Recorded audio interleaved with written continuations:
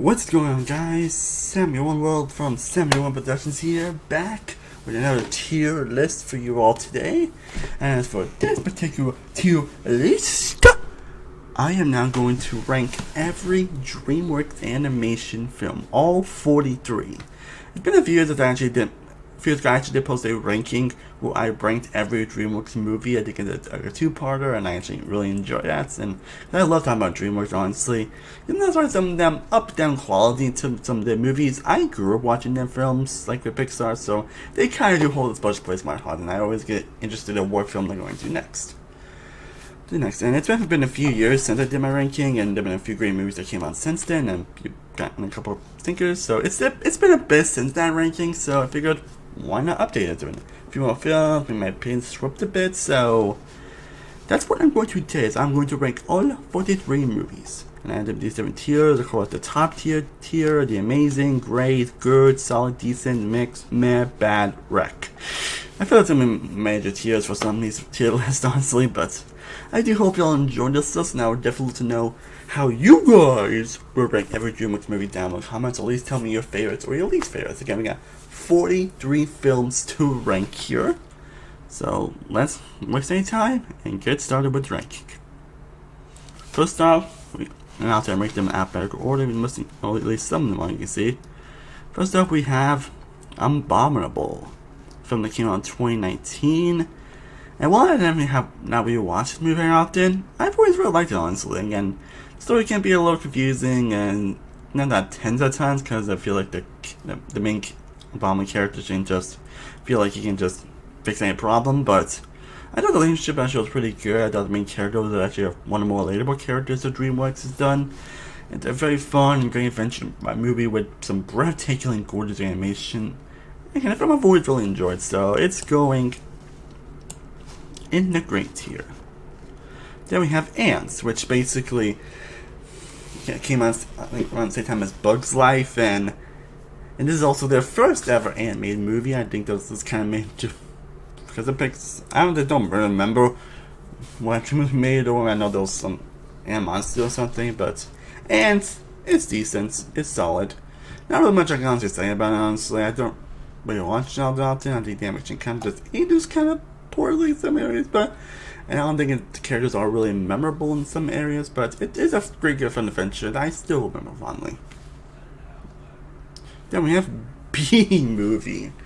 Oh, the B movie with basically there's so many B puns and a B ends falling in love with a woman. Yeah, even when it came out, I never liked B movies, so it's going in the mid tier. Not a bad one by any means, but yeah. Then we get to Captain Underpants, the first epic movie, which is definitely one of the most surprising entries, actually, because I don't think anyone was excited for this movie when it came out, and I definitely remember, like, because I did read a lot of the comics and the books growing up, but a movie based on him? Really? And honestly, I still really enjoyed the movie, actually. I think it's actually a lot better than people get credit for, honestly. It's a lot more heartfelt and touching than people get credit for. I think what they kept Underpants was actually pretty interesting. Yo. So, I think that the two key characters are. Oh, sorry about that. Is that better, guys?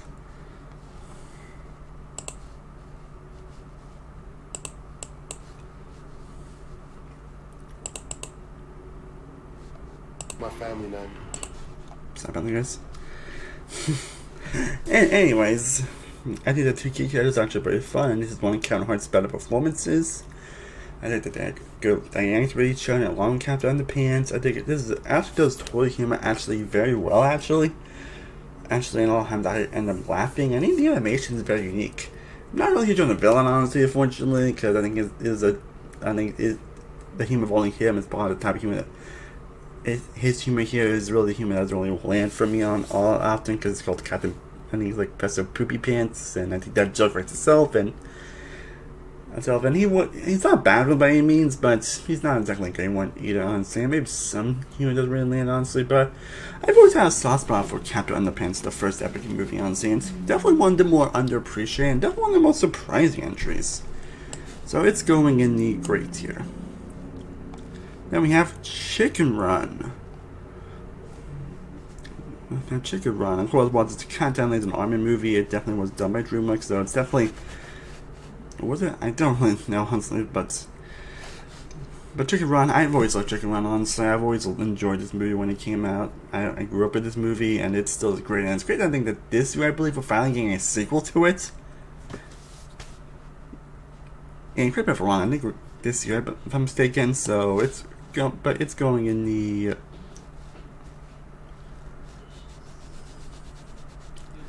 I'm putting it in the top tier. Yeah, it goes in the top tier. Why not? Then we have Flushed Away, another childhood classic of mine. And it's going in the amazing tier. I think this movie actually holds up pretty well, and it's another one of the more underappreciated gems, honestly. I like the relationship between the two characters. I did the voice acting. I mean, Hugh Jackman's in here, so...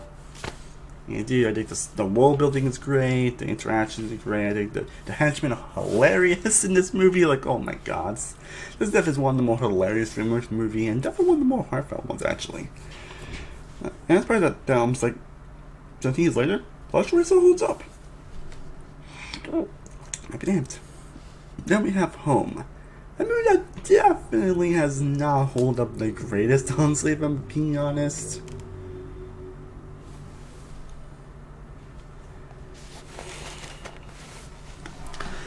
Be honest, like, I definitely was kind of high on this movie when I first watched it, but I think it kind of lessens a bit, honestly. I think it's a bit too quirky for its own good, and the world building can kind of confusing at times. And Mitchell Boston does do a great job as well, and even Rihanna, even the music is good. I think the animation is still great. It definitely has some good moments, but it's definitely not exactly. But it's definitely one of the more irritating movies, and sometimes it can be kind of annoying as a main character, honestly. So I think there's still enough positives where I'm putting it in the... Maybe we're not putting the mix or solid, but I think I'm going to put it in the decent solid category. Just barely. Then we have the How to Train Your Dragon film, which is still one of the most surprising franchises DreamWorks has done, because I'm pretty sure a lot of people weren't expecting the first How to Train Your Dragon to be as good as it was. I'm pretty sure nobody expected it to be honest. I thought it was just a generic fantasy movie, but well, it's definitely as to me to expect from this type of movie. It does have a lot more great work, especially actual mature themes, actually having great world building and great messages that really land home. And personally, I love all three of these movies. I think all three of these movies are top. I'm just gonna say, How to Train Your Dragon 1 is a top tier DreamWorks movie. I think it's an excellent first entry in the franchise, where it delivers the great relationship between Hiccup and Toothless. It was very well, and was very well. How to Train Your Dragon 2 is how you do a sequel right, as it builds upon everything along the first movie and has some of the most emotional moments that DreamWorks has done. So it's also going in the top tier. And I'll also say for Hidden World. One of Hidden World is probably my least favorite of the three movies. I always go back, for a while I went back and forth between where the first and third are my least favorite, but also the third one's kind of my least favorite, but even then, I still think it's fantastic. I think it's a perfect ending to this franchise. So it's also going in the dream top tier. I freaking love all three of these movies. Then we have the Kung Fu Panda movies. Wow! Again, I know it's a surprising franchise, because I'm pretty sure nobody expected a film involving a panda being kung fu. I mean, the only exciting thing that is about Jet Black, and Jet Black's amazing, obviously. I mean, that was one of those that you just can't just not love him whenever he's on the screen. You just want those likable actors. But pretty sure this is one movie that's going to be like the same fat jokes over and over again, but thankfully they haven't actually. I mean, there's still all those jokes, but they're kind of few and far between, actually, as they tell a more deep and emotional story with these characters. And the first one, I think, is also, in my opinion, also a top-tier movie. And I also think the second one's also an excellent sequel that delivers upon the themes of the first movie and delivers a more emotional story. And like with the first movie, has a very compelling villain, too. I like the How to Train Your Dragon, and both these movies are just fantastic films all around. Unlike How to Train Your Dragon, though, I think the third one's not exactly a masterpiece, honestly, but it's a film I still think is great. I think the villain's less interesting. I think the storytelling can be a bit all over the place at times, especially towards the middle portion. But it's good seeing Poe actually see his relationship with his dad again, and seeing them bond and everything, and seeing the back forward also being Poe's with Ping and everything, and it feels like it's probably more show this movie than ever before, but I still do enjoy this movie. I still think it's a great, fantastic movie. It still has the same great humor, action that you expect, just not really reaching those highs, but it's a great movie, so it's going in a great tier. So we have the Madagascar franchise, a franchise that also holds a special place in my heart. I freaking love Madagascar. Honestly, I pretty much love all 4 of these movies. Honestly, Madagascar is a film that I've watched so many times growing up, and honestly, almost 18 years later, I say it still holds up very well today. Honestly, and this film like kind of made me feel like it does a lot of punk culture stuff, but again, but it's not one of these where it's just like all it does. It has actually compelling characters, an interesting story, an interesting world to explore, fun characters, great voice acting.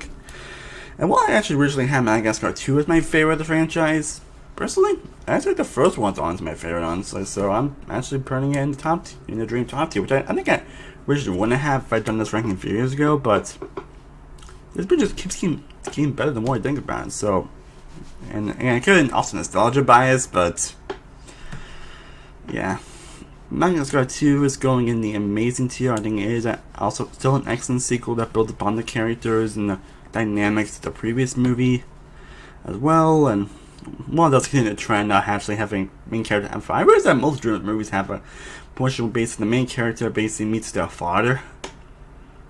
That was long lost.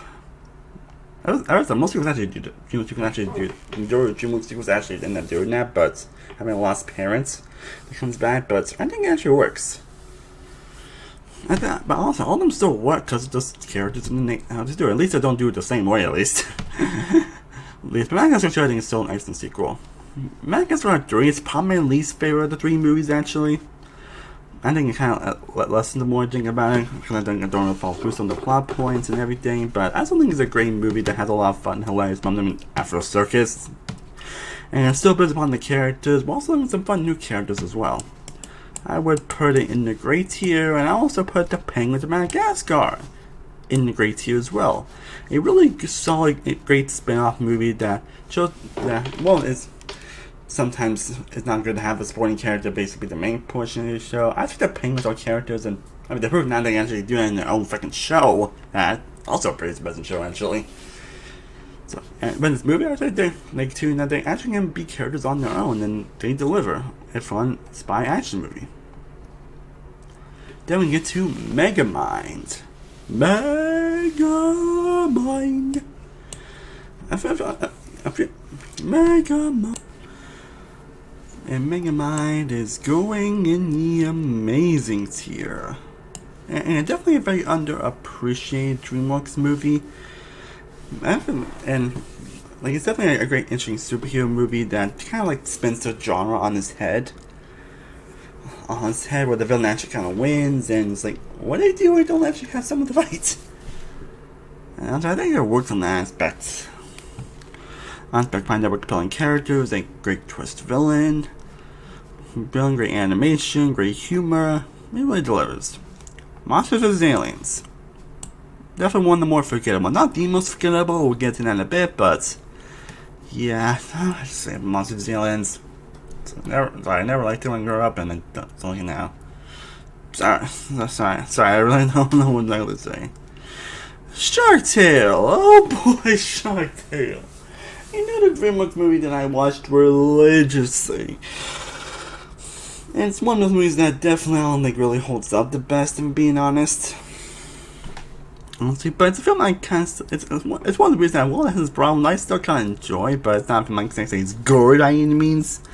It's one movie that's not good, but still watchable and still kind of fun. So it's the first movie that's going in the mixed category. I think there's definitely a lot of fun to be had at Shark Tale, but yeah, it's definitely not as like great as I remember it being. Mr. Peabody Sherman, another one of the least memorable DreamWorks movies, and yeah, I think growing up I never really thought it was great, and I still don't, but it's still enough to be in a solid to decent category. Not really much I can say about it. Over the Hedge. Another DreamWorks movie that I watched religiously growing up, but like Shark Tale, it actually holds up very well. Not great by any means. I don't think it's like the most memorable thing in the world, but it still has likable characters. It still has some fun moments. You can probably tell the Hammies that kind of they're trying to have a very quirky character and everything, and all like with the penguins and everything. But I don't think they're the best at that. But it's still a lot of fun to be had. I mean, it's just not the most memorable thing in the world. That's like all I can say. It does have a great villain though, and the Exterminator, like. So yeah, it's going in a good tier. Good. Then we have The Prince of Egypt, another underappreciated DreamWorks movie. I think it has gotten a lot of love recently, and the film that the more I watch it, the more I'll admire it. Honestly, for being such a unique film, honestly, in the catalog, for telling such a really emotional story with interesting characters, fantastic music, an amazing score, and just wow. So yeah, Prince of Egypt obviously is going in the top tier. Definitely. The Rise of the Guardians, probably their most underappreciated film in general. It's fortunate that this film got a bomb that didn't actually get out the franchise that I was hoping for. Because it was actually a really great, a film that's basically kind of like the Avengers, but with with the creatures, the Tooth Fairy, Jack Frost, Santa Claus, the Easter Bunny, and action from all those characters, come on, that pretty much writes itself. I've always loved this movie when I first saw it, and I still freaking love it. It's definitely one of the most fun and entertaining movies that they've done. Not taking enough to reach the top tier, but honestly, if I had a sequel, probably could have honestly had a sequel be a top tier one, but that's unfortunate. What can you do? Then we have The Road to El Dorado! Dorado! Oh, it's going in a great tier.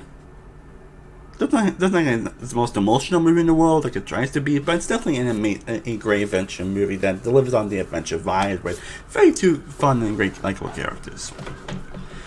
And now we get to the Shrek franchise. Shrek. Shrek.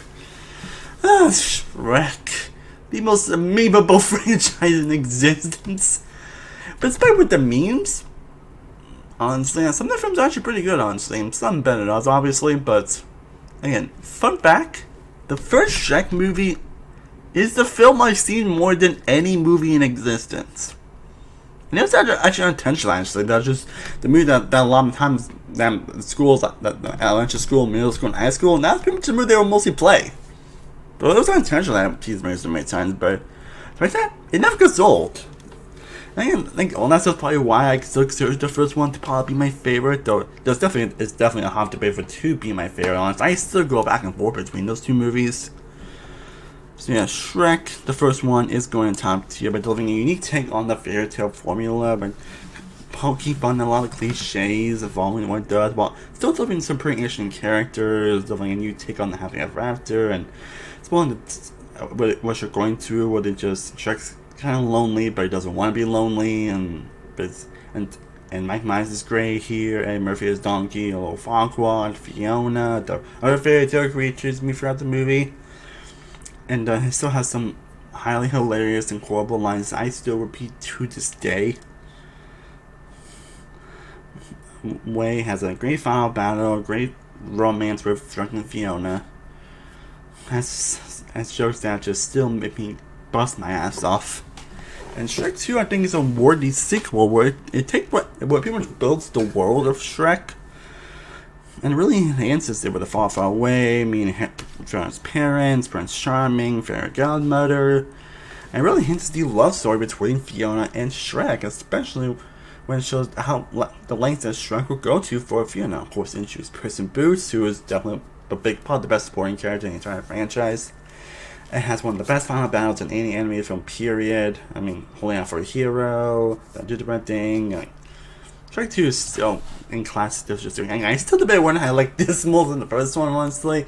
Because there's definitely a hard to. Because I think a lot of people normally work it is better than the first one, but I think it's most nostalgic is why there's also nostalgia, but you know what I'm saying. But I still love Shrek, adore Shrek 2. Honestly, both these movies are in my top 20 favorite movies of all time. Then we get to the other sequels. Shrek the Third, Now, I actually don't hate Christopher as much as everyone else here. I know some of this film is like a terrible, maniacal disaster. And again, it could be nostalgia talking, honestly, but I still kind of enjoyed it. Again, it's definitely not up to the quality of the first two movies. Not even close, honestly, but I think there's enough fun with some of the characters and the storytelling to where it's decent. It's solid to decent. Then we get to A Strike Forever After, which, I don't say, it's a film I definitely kind of grew a little bit towards, honestly. I don't think it's like a disaster like I originally thought it was. But it's a film I can never really get behind, because of how they tried to switch on Shrek. Well, I do more understand it. I still can get behind it. Still not huge on Robinson as a villain, and how they try to treat some of the characters. But I thought there's enough interesting premise, has a sci-fi ending, has some great jokes here and there, has some great moments. But it's going in a mixed category. Then we get to the first Puss in Boots movie, honestly, which is a really good adventure movie. It's a solid good adventure movie, not really much to comment on. It's just a really good adventure movie with some good humor, good interactions, good characters. Puss in Boots: The Last Wish. This film is the most surprising film that Pixar... Why did I say Pixar? It's the most surprising film that DreamWorks has ever done. Because I'm pretty sure nobody expected me to be as amazing as it was, or even that great, considering it's been 11 years since we actually got a Puss in Boots movie. Like to say, it's been 11 years since we got a Puss in Boots movie. Yet somehow, some freaking how, they managed to top themselves with this movie. In every way, actually deliver a emotional, satisfying story involving Puss in Boots and his, being on his last life. Have some of the best villains that DreamWorks has ever done, especially the main villain. That's like one of the best villains in recent animation history. And also having the most realistic display of a panic attack and anxiety attack I have ever seen in any form of media. And sometimes the panic attacks are over exaggerated in movies, and this time it actually feels more real. In a freaking Puss in Boots movie, and you got a great supporting cast as well, really fantastic action, great Spider-Verse like animation, and doesn't really get on to ripping off Spider-Verse, but it's unique and vibrant and beautiful. And why is this movie so damn good? And personally, the more I think about Puss in Boots: The Last Wish, the more I love it. The more I freaking adore it. It's actually going in the Dream Top 2 category. Yeah, I can't believe it either. And it's from that actually has risen up a lot higher on my ranking. Honestly, if I were to redo my best 2020, it probably would be in the top 5, honestly. I am not making that up, guys. Oh my god. Now, 2020 was a good year for DreamWorks, and somehow a sequel to Puss in Boots managed to just... Sorry. I'm sorry, I'm sorry, this is just so surprising this movie ended up being so good. But yeah, Puss in Boots: Last Wish, if you're not seen it, I would definitely recommend it. And it's also good to see it, just great film in the Shrek franchise again. Anyways, Sinbad: The Legend of Seven Seas. Solid, decent. One of the more forgettable movies, not really much to say about it. Spirits. Shouting out the Comedian. Also, I'm putting in the amazing category. One of the more beautiful looking DreamWorks animation movies. And definitely a really emotional story with a great voice acting, especially with Matt Damon. Great told story, likable characters, great music. Just definitely one of the better animal-related films. Then we have Spirit Untamed, which I did not realize was actually an actual DreamWorks movie, apparently, but yeah, it's going in the back category. Kind of feels like something that shouldn't be put on Netflix instead of just made by actual DreamWorks, so again, probably the most forgettable movie. Then we have The Bad Guys. The Bad Guys. Duh. I couldn't help it. Yeah, and this movie's also going in the amazing category. Yeah. And a movie I think gets better the more I think about it. It can feel kind of like your generic type of movie, and it kind of is. but I think it still works, and it still have really interesting characters, a really compelling story, fantastic action, fantastic animation, great music. Just something that put a big old grin on my face. Man, 2022 really has some great animation movies, and Bad Guys definitely has gotten a lot better the more I think about it.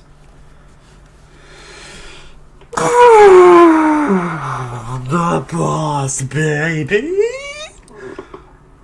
Why was this the film that DreamWorks wanted to make its franchise about? And no, they're so terrible. I never liked the first Boss Baby, honestly. I kind of ran about in 2017. That's when I was kind of doing rants and when I stopped doing it because the feeling wasn't for me. So yeah, the first Boss Baby still sucks, honestly. It's definitely, in my opinion, still DreamWorks' worst movie and probably the worst franchise because I have no idea why they decided to make a franchise out of this. They made a freaking sequel of all things, but you could have Rise of the Guardians was freaking right there. I thought it's a tad bit better. It still has some of the same worst qualities of the first movie, so I don't want to talk about movies. Both of them are in the DreamWorks category. Probably the only movies that are in the DreamWorks category. Then we have both Cruise movies, which are both going in the Dream Good category. Just pretty good movies that don't really innovate themselves or don't have the most memorable characters in the world, but are still pretty good comedic romps. I think the sequel is actually surprisingly good, and definitely I feel a little bit better than the first one because it actually develops the world a bit more and the characters a bit more, but still not the most interesting films in the world, but still pretty fun and pretty good to watch. 4 movies left to go, guys. Now you have the Trolls movies. Definitely an odd franchise they started to do, honestly, but in my opinion, they could have been worse. For me, the first Trolls is just fine, honestly. Not really much I can say about it. It definitely has its fun moments, but it does one of those things that it was kind of more made just to at least the pop music was made. And I still do love Can't Stop the Feeling, honestly. I still do love that song. Even the cover stuff's still pretty good, but that's just not the characters in the world aren't the most interesting in the world, if I'm being honest. And they're really a film I really go back to very often. And even though I enjoy World 2 a bit more and I would put it in a solid, decent category, I would say the same about that as well. But you know how I like about Poppy's in that movie. Then we have Turbo. Turbo's going in the good category. Definitely one of the least memorable movies in the world, but definitely still a pretty good movie, honestly, with a very likable lead character. And the last one we talk about is Wallace and Gromit: The Curse of the Were-Rabbits. And I'm probably this one's actually also getting a sequel, actually. Yeah, apparently I think it was recent not the music getting a sequel. Correct me if I'm wrong. And again, this movie's fantastic. I freaking love it. It's going in the top tier category. Fantastic movie all around. Well, guys, that is my ranking of all 43 DreamWorks movies. To clarify, number 43 would be The Boss Baby. Number 42 would be The Boss Baby Family Business. 41 would be Spirit Untamed. 40 would be B-Movie. 39 would be Monsters and Aliens. 38 would be Shark Tale. 37 would be Shrek Forever After. 36 would be Trolls. 35 would be Shrek the Third. Home. 33 would be Sinbad. 32 would be Full Tour. 31 would be Mr. Bean and Sherman. 30 would be Ants. 29 would be The Croods. 28 would be The Croods New Age. 27 would be Turbo. 26 would be Over the Hedge. 25 would be Puss in Boots. 24 would be Madagascar 3. 23 would be Captain Panda 3. 22 would be The Penguins of Madagascar. 21 would be Abominable. 20 would be Captain Underpants. 19 would be The Road to El Dorado. 18 would be Spirit. 17 would be Flushed Away. 16 would be The Bad Guys. I'm just never much to go higher, if I'm being honest. 15 Madagascar 2. 14 Megamind. 13 Rise of the Guardians. And I have 12 movies in the top tier category. Films I consider the upper echelon of DreamWorks. With number 12 Chicken Run. 11 Madagascar. 10 How to Train Your Dragon in the Hidden World. 9 The Curse of the Were-Rabbits. 8 Kung Fu Panda. 7 Kung Fu Panda 2. 6 The Prince of Egypt. 5 How to Train Your Dragon. 4 Puss in Boots: The Last Wish. 3 How to Train Your Dragon 2. 2 Shrek 2. And 1 Shrek. And I hope you guys enjoyed this ranking. I will, let me know how you guys would. Let me know down in the comments how you guys would rank every single DreamWorks movie down below in the comment section. What's your favorite and least favorite DreamWorks movies? Let me know any other tier list videos you want me to do down below. I am Samuel One World Samuel Productions. I will see you next time. As always, stay cool, everybody. Peace.